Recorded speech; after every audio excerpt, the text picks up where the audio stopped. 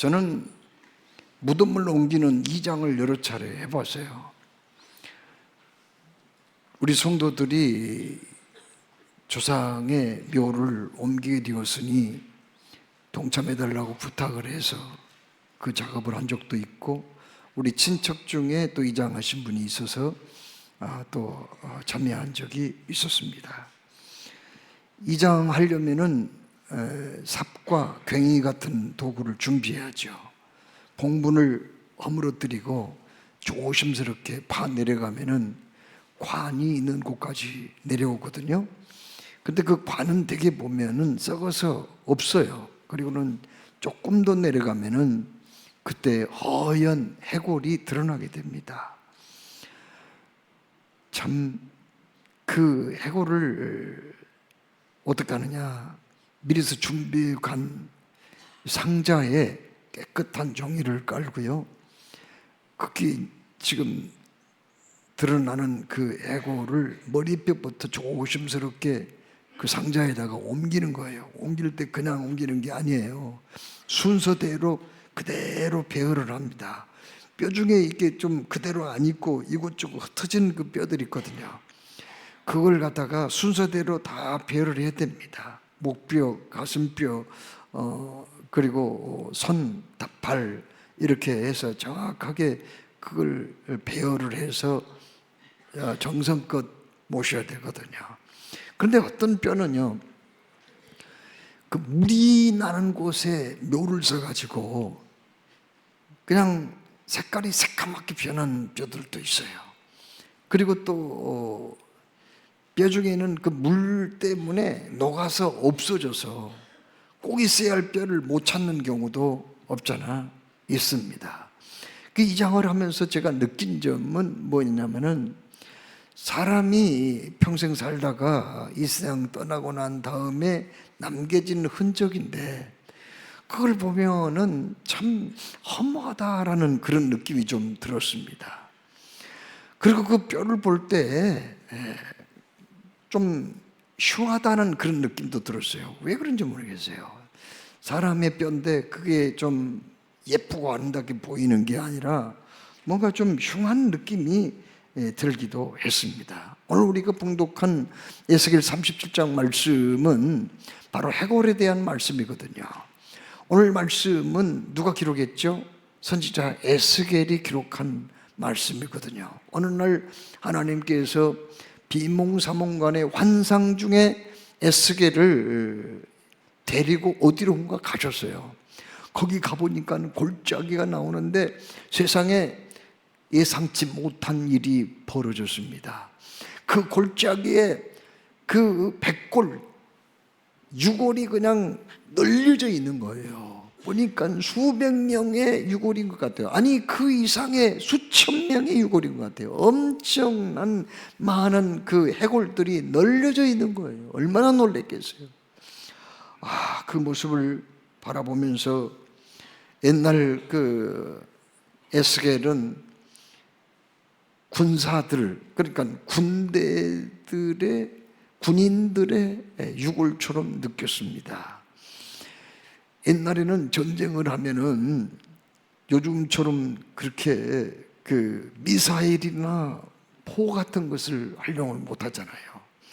무인기 같은 것도 활용할 수가 없단 말이에요.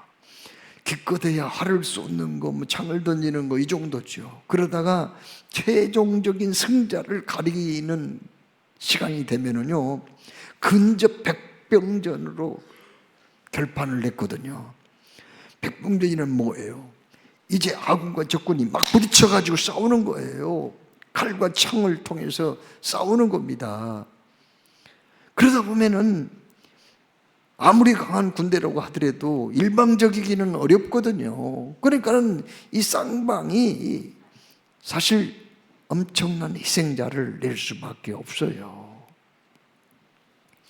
승자도 많이 죽을 수가 있는 거죠. 그 다음에 적군에서도 많이 죽을 수가 있는 거죠. 그러면 이제 승리한 자는 살아남은 자들 포로로 끌고 오기도 하고, 그 다음에 전리품 같은 거 뺏어서 가지고 이제 계산을 하지요. 그러나 다 가져올 수 없는 게 있어요. 목숨을 걸고 싸웠던 자기의 그 아군들입니다. 동료들이에요. 이 사람들 거기 죽어가지고 있는데 그 시체를 어떻게, 수천 구 시체를 어떻게 다 가져오겠어요? 그래서 그냥 아군이고 적군이고 죽은 사람은 내버려 두고 대개 돌아오는 경우가 많거든요. 그러면 시간이 지나서 그 시체가 비도 맞고 햇빛에 또 노출이 되어가지고 나중에는 어떻게 됩니까? 나중에는 뼈만 앙상하게 남게 되는 거죠. 여러분, 산이나 강이나 바다, 경치가 좋은 곳은 사람들이 찾아가서 구경도 하고 휴식도 합니다. 또 예술작품 같은 것도 감상하기를 좋아합니다. 유적지에 또 방문해서 그곳에서 견학도 합니다. 그러나 우리 사람은요, 보고 싶지 않는 것도 있어요. 죽은 사람의 시신 두고두고 보고 싶은 사람이 어디 있겠어요? 사람의 그 백골 자기 안방에다가 놓고 감상하고 늘 소지하고 싶은 사람이 어디 있겠어요? 그런데 왜 하나님께서는 사랑하는 당신의 종 에스겔에게 그 골짜기로 데려가서 사람의 그 흉측한 그 수많은 뼈들을 보게 했을까요? 여러분, 거기에는 의미가 있다고 성경에 말씀했어요. 11절 읽어보니까 뭐라고 말씀했죠? 바로 그 뼈들은 이스라엘 백성들을 의미한다고 그렇게 말씀했습니다. 여러분, 이스라엘 백성들은요, BC 586년에 근동 지방의 강자 신흥 제국인 바벨론 제국의 침략을 받게 됩니다. 바벨론의 느부갓네살 왕이 수많은 군사를 이끌고 예루살렘 성을 공격하게 됐죠. 그래서 결국은 유다 왕국은 그때 무너지고 맙니다. 성벽은 불타 없어지게 되고요, 성도 완전히 폐허가 되고요, 그리고 예루살렘, 솔로몬이 지었던 그 예루살렘 성전 말입니다, 13년 동안 고생해서 지은 그 성전도 불타 없어지고, 느부갓네살은 그냥 간 게 아니라 성전에 있는 거기 성물 있잖아요, 너무 진귀한 보물들, 이것들을 다 빼앗아가고, 심지어 성전 벽에 장식되어 있는 금부치까지 다 벗겨갔어요.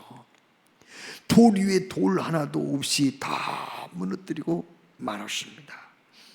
참으로 기가 막힐 일 아닙니까? 그때 왕이 누구였던가요? 유다의 왕은 석 달 만에 왕위를 내려와야 했던 여호야긴이에요. 여호야긴만 끌려간 게 아닙니다. 그의 아내들과 그리고 어머니까지 쇠사슬에 묶여서 개 끌려가듯 그렇게 바벨론에 끌려가게 되었어요. 그뿐인가요? 거기 귀족들도 끌려갔습니다. 기술자들, 지식인들도 끌려갔어요. 수만 명이 포로로 다 바벨론에 끌려가게 된 거예요. 거기 가서 뭐 했죠? 그들은 그발 하숫가에서 거주하면서 매일같이 하는 일은 강제 노역에 시달렸던 거예요. 채찍을 맞아가며 일을 해야 했어요. 그리고 밤에는 모두들 모여서 비파와 수금을 타며 강가에서 고국을 바라보며 슬피 통곡을 했거든요. 그러나 그들은 그곳에서 해방을 받을 만한 능력이 없었어요. 어떻게 그 강한 바빌론을 그들이 물리칠 수가 있었겠어요? 고국에 돌아가고 싶었지만은 꿈도 꿀 수 없는 가운데 그들은 낙심과 절망 가운데 시간을 보내고 있었거든요. 바로 그 이스라엘, 소망이 없는 이스라엘, 그저 바벨론에 짓밟히고 고통을 당했던 이 이스라엘이 바로 마른 뼈와 같은 사람들이었다. 오늘 그걸 하나님이 우리에게 말씀합니다. 지금 전 세계의 고민거리 중에 하나는요, 제한된 삶의 공간을 죽은 자들이 점점 잠식해 가고 있다는 거예요. 사람이 죽으면은 장례식은 대개 두 가지, 가장 많은 게 두 가지 방법입니다. 그건 뭐예요? 매장과 화장 아니겠어요? 그런데요, 지구상에는 화장을 안 한 나라가 많아요. 이슬람권 나라 사람들은 일체 화장을 하지 않습니다. 무조건 매장이에요. 사람이 죽으면 될 수 있는 대로 빠른 시간 안에 깨끗한 땅에다가 매장을 해주는 이런 장례예요. 이슬람교 믿는 사람들이 얼마나 많습니까? 얼마 전에 아프리카에 가서 장례식을 하고 왔는데, 아프리카도요, 화장은 없어요. 다 매장을 하는 거예요. 그래서 점점 이 묘지가 살아있는 자들의 생계의 그 터전인 땅을 잠식해 들어가고 있어요. 우리나라는 그래도 이 장례 문화 가운데 이 화장이 엄청 많이 이렇게 시행되고 있습니다. 90%는 화장이거든요. 그런데 아직도 이 매장을 고집하는 사람들이 많아가지고요, 매년 여의도 면적만큼의 무덤이 생겨나고 있습니다. 여러분,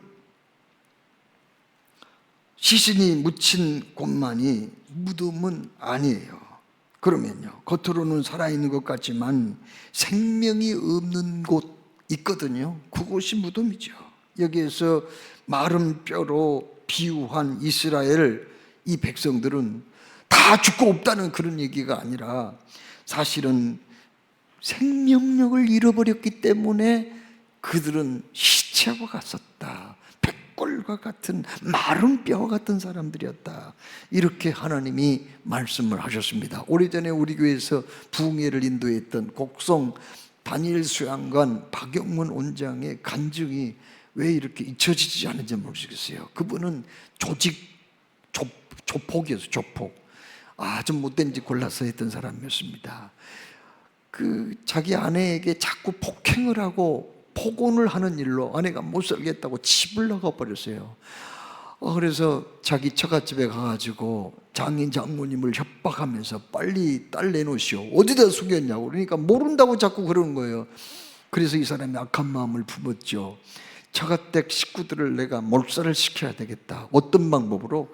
밤에 대못을 가지고 가가지고 방마다 못질을 해가지고 안에서 못 나오게 만들고, 휘발유 큰 통으로 한 통 가지고 그냥 집에다가 끼얹어가지고 불질러가지고 다 타서 죽은 걸 확인하고 나는 자살해 죽어야 되겠다, 그렇게 마음을 먹었대요.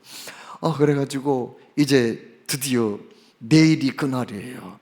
그날 밤, 내일이 그날인데 그날 밤에 가가지고 예언서까지 하고 왔대요.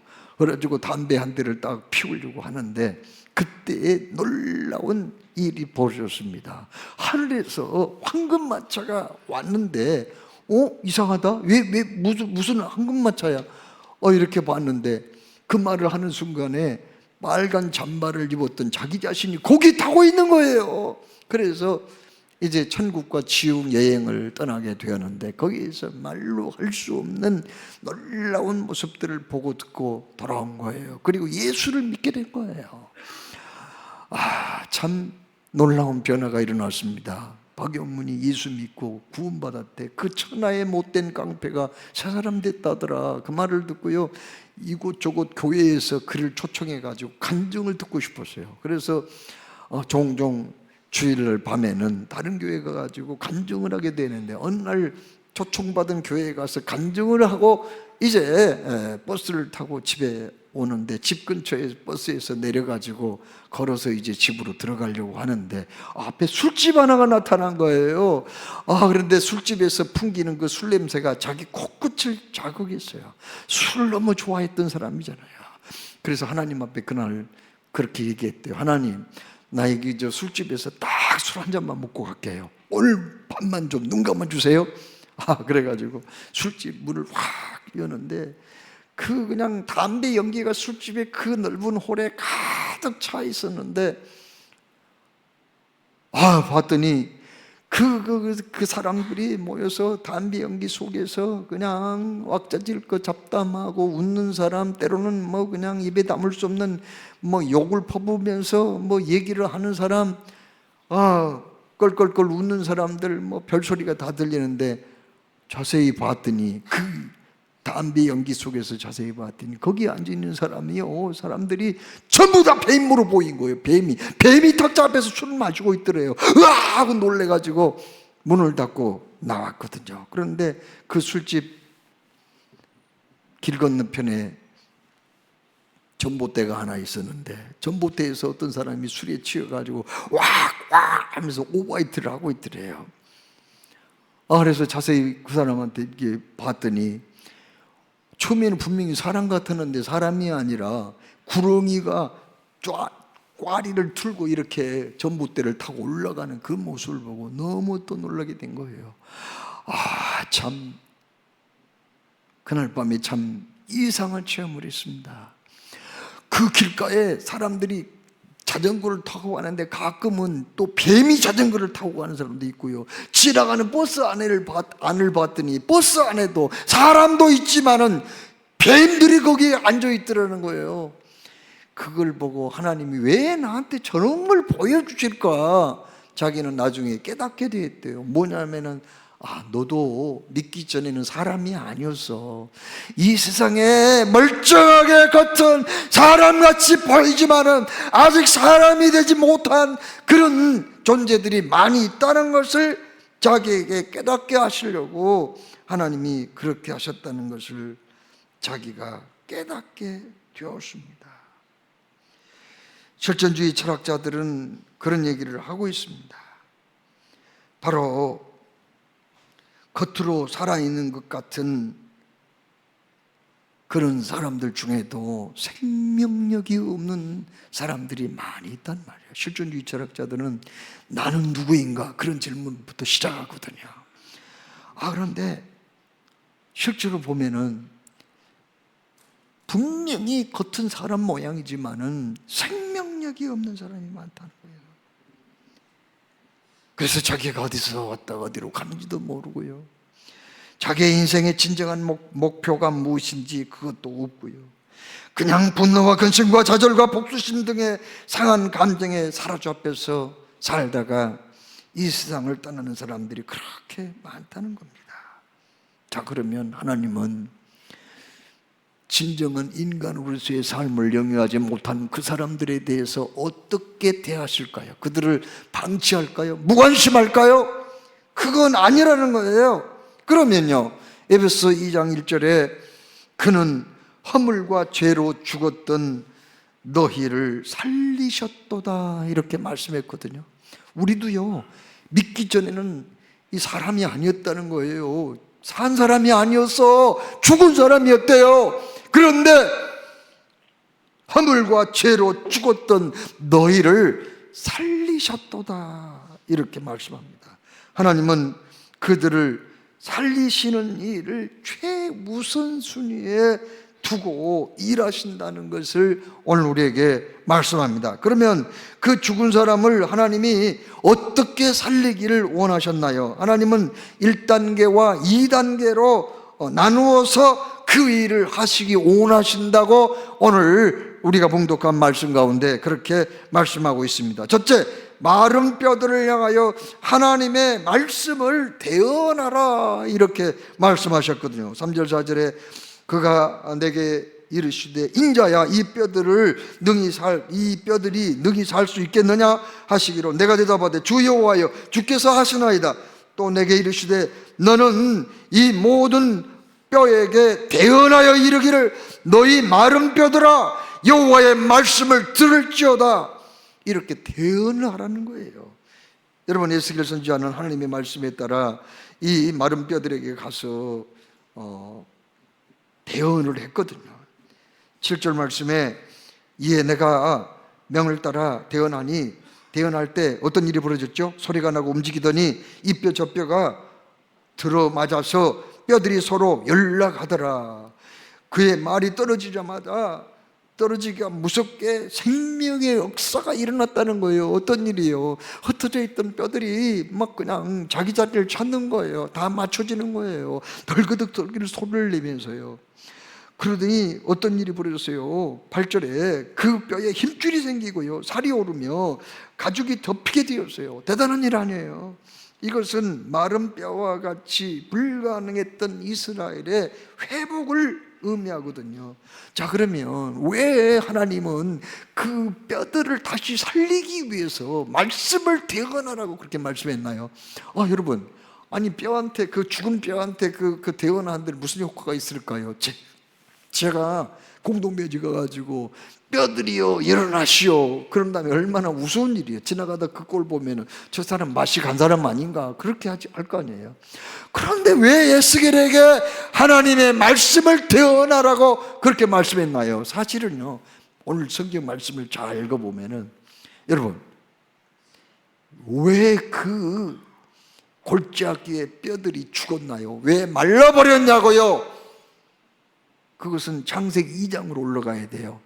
하나님께서 천지만물 창조하시고 아담에게 뭐라고 말씀하셨습니까? 아담에게 이렇게 말씀합니다. 동산 각종 나무의 열매는 내가 임의로 먹되 선악을 알게 하는 나무 열매는 먹지 말라. 내가 먹는 날에는 반드시 죽으리라. 그렇게 말씀했거든요. 하나님의 말씀을 그가 들었어요, 안 들었어요?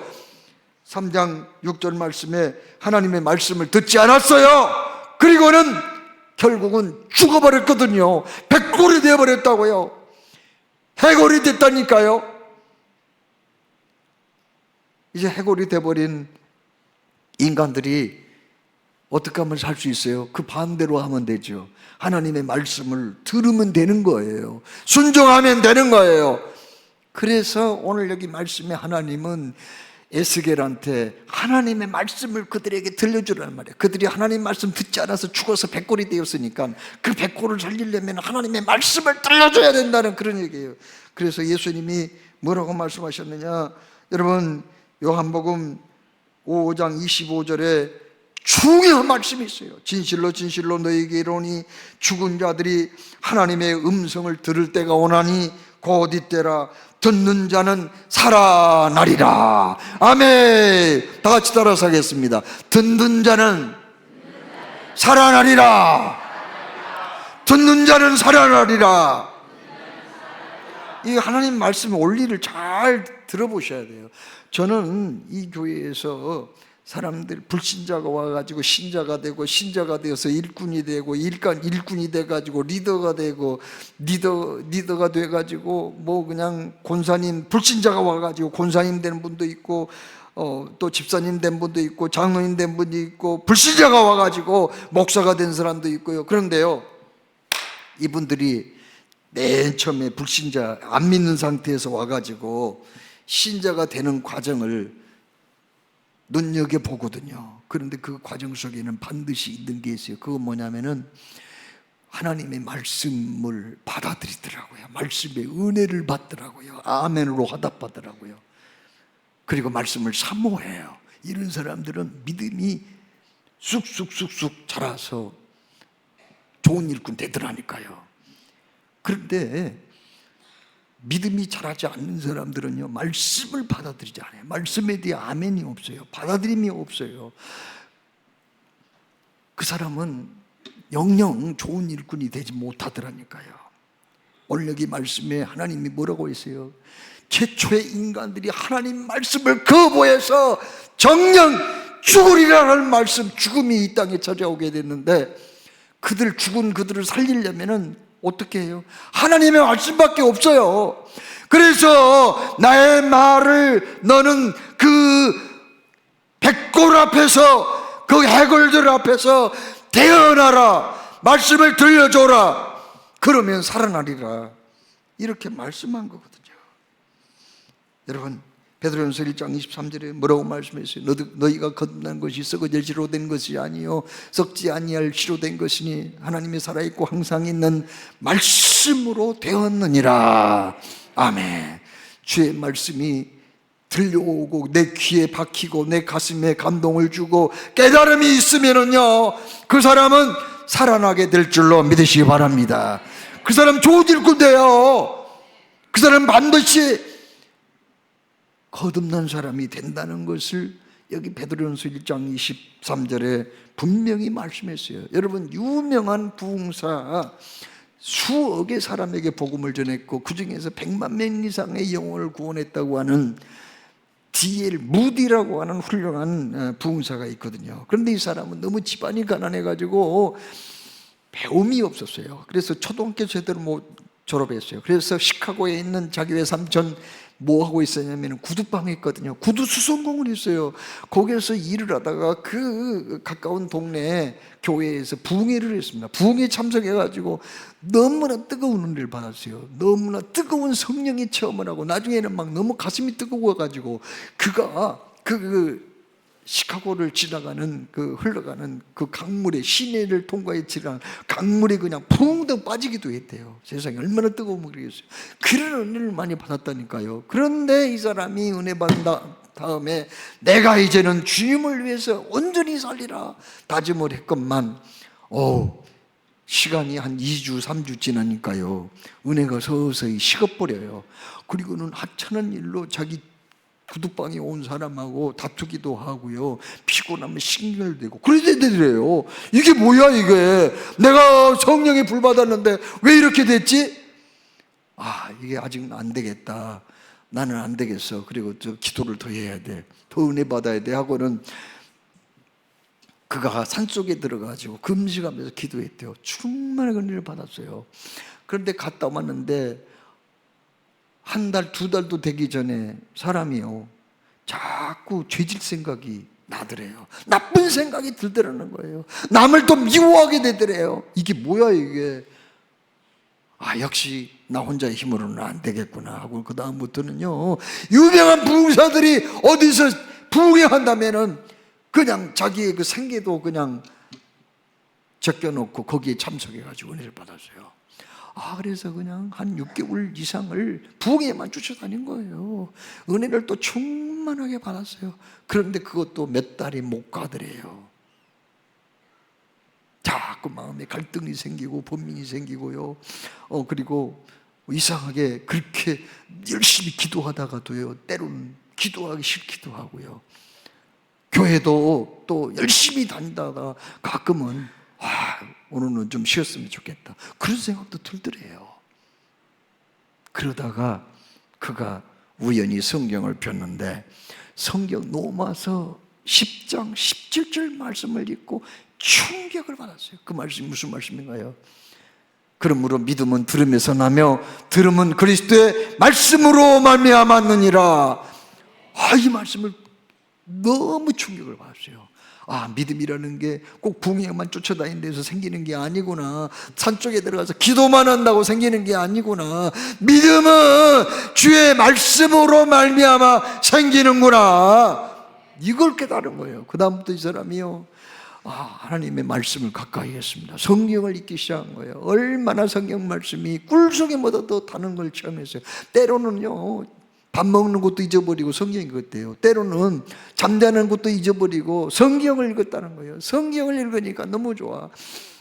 정말 하나님의 말씀을 통해서 내 자신을 돌아보고 또 하나님의 말씀을 통해서 격려와 위로를 받고 하나님 말씀을 통해서 천국과 지옥을 확신하고 또 하나님이 살아계셔서 지금도 나와 함께 계신다는 것을 너무나 그는 체험을 많이 하고 하나님의 말씀이 늘 자기의 영의 양식을 공급해 주니 은혜를 공급해 주니 주님의 임재와 함께 하심을 경험하게 하니 그는 그 말씀으로 언제나 2개월이 가도 말씀으로 공급받아서 받은 은혜, 6개월, 1년이 가도 변함없이 말씀을 통해서 은혜를 공급받아 그는 영적인 큰 분이 되었고 수많은 영혼을 주께 인도하는 위대한 부흥사가 되었다고 하는 그런 말씀입니다. 하나님께서 사랑하신 여러분, 살인마 김대두도 하나님의 말씀 앞에 거꾸로 졌거든요. 인육을 먹었다는 지존파 사람도 하나님의 말씀에 그는 회개하고 돌아왔거든요. 그렇습니다. 여러분, 하나님의 말씀은 살았고 활력이 있어 좌우의 날선 어떤 큰 곰보다도 예리하여 혼과 및 관절과 골수를 찔러 쪼개기까지 하며 또 마음의 생각과 뜻을 판단하나니, 이렇게 히브리서 4장 12절에 말씀하거든요. 이 말씀에서 하나님의 말씀은 어땠다고요? 살아있다고요. 여러분, 공자의 어록인 논어를 보면은 나쁜 말 없어요. 좋은 말밖에 없어요. 부처님의 가르침인 불경을 읽어봐도요, 나쁜 말 없습니다. 나름대로 다 좋은 말이에요. 교훈이 될 만한 말이에요. 그런데 왜 논어나 불경을 살아있는 말씀이라고 얘기하잖아요. 그 말씀을 했던 사람이 죽어버렸기 때문에 살아있는 말씀이라고 하잖아요. 공자도 죽었잖아요. 석가모니도 죽었잖아요. 묘가 있잖아요. 그러나 알파와 오메가가 되시며 처음과 나중이 되시고 참으로 영원 전부터 영원까지 계신 하나님은 지금도 살아계신 분인 줄로 믿으시기 바랍니다. 살아계신 주님이 하신 말씀이기 때문에 하나님의 말씀은 살아있고 활력이 있고 사람을 변화시키는 능력이 있다는 것을 기억하시고, 금년에 우리 교회는 이제 말씀을 가까이 하는 한 해가 되어야 되겠어요. 말씀을 통해서 은혜 받는 해가 되어야 되겠어요. 말씀으로 참으로 놀라운 지혜와 통찰력을 얻고 말씀을 통해서 주님이 기뻐하는 삶을 살아가는 우리 모든 성도들이 꼭 되시기를 주님의 이름으로 축원합니다. 두 번째, 생기에 대하여 대언하라.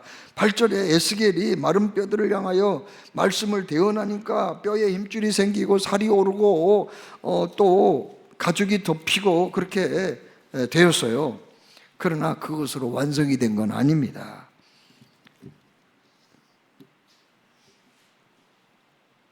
왜요? 생기가 없었거든요. 아무리 잘생기면 뭐예요? 힘 못 쓰고 비실비실하면은, 아무리 덩치 크고 잘생겨도 생기가 없으면은 무슨 소용이 있냐고요. 여기 이스라엘 백성들이 바벨론에서 드디어 이제 회개하고 자기 과거에 잘못한 것들을 회개하고 에스겔, 다니엘을 중심으로 말씀을 배우게 되었어요. 그 다음에 또 누구예요? 바벨론 포로 시절에 이 위대한 지도자는 또 누구예요? 에스라죠. 학사 겸 제사장이야.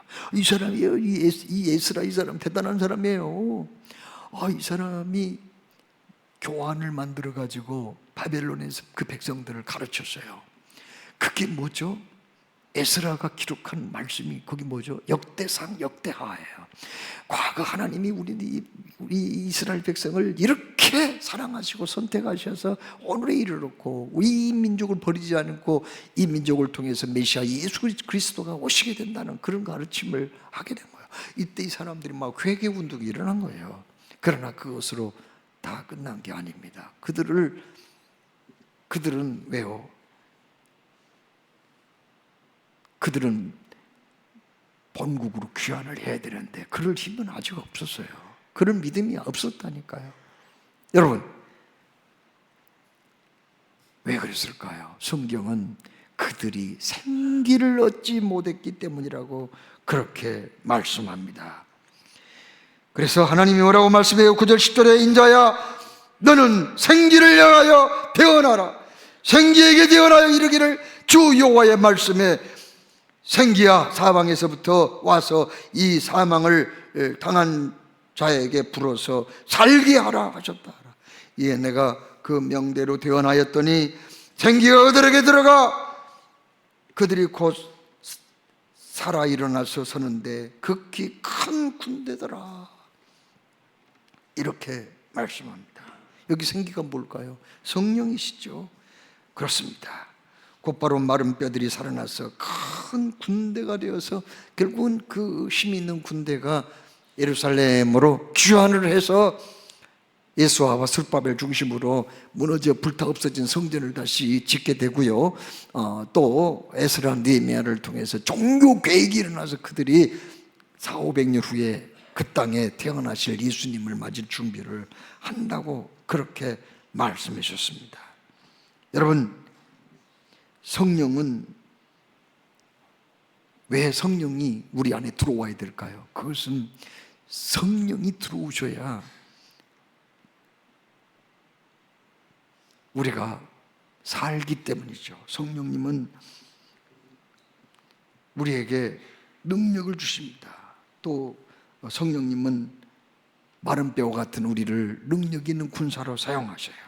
성령님은요, 구원의 확신을 얻게 하고요, 주님을 사모하는 마음도 주시거든요. 성령님은 또 담대하게 복음을 전할 수 있는 능력도 주시거든요. 성령님이 들어와야 진짜 그 사람이 신자가 되는 거예요. 성령님이 임하지 아니하면 무슨 소용이 있겠어요? 그 사람은 머리의 신자예요. 그냥 종교인으로서의 신자일 뿐이지 진정한 그리스도인이라고는 말할 수 없거든요. 여러분, 무당도요, 강신무당과 수순무당이 있거든요. 강신무당은 내민구대해가지고 귀신을 받은 사람이에요. 수순무당은요, 그런 거 없어도 배워서 하는 거예요. 배워서 주문도 다 배우고 장구 치는 거, 징 치는 거 다 배워서 하는 거예요. 그래서 수순무당은 능력이 없는 거죠. 그 일반 사람들은 그걸 잘 모르고 아무나 데려와서 구설하는데, 강신무당과 수순무당이 반드시 있는 거거든요. 교회 안에 신자라고 그래서요, 다 같은 신자가 아니에요. 성령님이 들어온 사람이 있고요, 성령님이 들어오지 않는 사람도 있어요. 성령님이 들어오지 않는 사람은 그냥 머리로만 알고 머리로만 믿는 거예요. 그러면 우리가 어떻게 성령님을 모실 수가 있을까요? 성령님이 꼭 들어와야 되는데, 내 안에 생기가 반드시 들어와야 되는데, 이 생기를 우리가 모셔드리려면 어떻게 해야 될까요? 예수님이 누가복음 11장 13절에 말씀하셨거든요. 너희가 악할지라도 좋은 것을 자식에게 줄 줄 알거든, 하물며 너희 하늘 아버지께서 구하는 자에게 성령을 주시지 않겠느냐, 이렇게 말씀했거든요. 성령님, 내 안에 들어오십시오. 나를 변화시켜 주십시오. 나를 진정한 그리스도인으로 만들어 주옵소서. 이렇게 간절히 우리가 기도할 때, 바로 마가의 다락방에서 예수님의 어머니 마리아와 예수의 아우들과 더불어 마음을 같이하여 오로지 기도에 힘썼을 때 성령이 임한 것처럼, 사모하는 마음으로 간절히 성령님을 환영하고 모셔드릴 때 성령님은 내 안에 들어오셔서 떠나지 아니하시고 평생 나와 함께 하실 줄로 믿으시기를 주의 이름으로 축원합니다. 여러분, 교회 안에 세 종류의 사람이 있어요. 첫째는 예배하고 찬송하고 기도할 줄 아는, 그러니까 종교 행위는 가능하지만은 아직 말씀과 성령으로 거듭나지 못한 사람도 있고, 또 구원은 받았지만은 그 마음의 왕자에 주님을 온전히 주님께 내어주지 못하고 그 자리를 자기가 오르락내리락 하는 세속적인 그리스도인도 있거든요. 그리고 마지막, 말씀과 성령으로 거듭나서 세상과 타협하지 않고 능력 있게 쓰임받는 진정한 신자가 있거든요. 여러분은 어디에 속한 사람들인가요? 하나님께서 사랑하시는 여러분, 하나님께서 하시는 가장 귀한 일은 뭔가? 그것은 다름이 아니라 사람을 살리는 일이거든요. 마른 뼈, 백골들, 애골들을 살려내서 쓸모있는 군대로 사용하기를 원하시는 것이 하나님의 뜻이에요. 아니, 하나님 혼자 당신 다 하시지 왜 에스겔을 불러가지고 말씀을 대언하라고, 생기야 들어가라 그렇게 시켰어요. 그것은 하나님이 에스겔을 통역자로 세웠기 때문에, 하나님께서는 사람을 살리는 일을 하시는데 오늘도 우리들을 사용하고 싶어서, 같이 일하고 싶어서 오늘 이 말씀 주신 거예요. 자, 그러면은 우리가 사람을 살려야 되는데, 내가 살지도 못하는데 어떻게 다른 사람을 살리겠어요? 내가 말씀과 성령으로 거듭나지 못했는데, 나도 살지 못했는데 누구를 살릴 수가 있냔 말이에요. 금년에 우리 표, 주여